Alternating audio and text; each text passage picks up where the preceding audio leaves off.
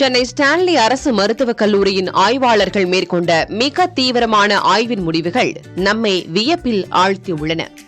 பொதுவாக 100 கிராம் வேக வைத்த சோற்றில் வெறும் 3 மில்லிகிராம் அளவே காணப்படும் இரும்பு சத்தானது 12 மணி நேரம் நீரில் ஊற வைக்கப்படும் போது 74 மில்லிகிராம் அளவுக்கு, அதாவது சுமார் 21 மடங்கு பெருகுகிறது என ஆய்வுகள் உறுதிப்படுத்தியுள்ளன.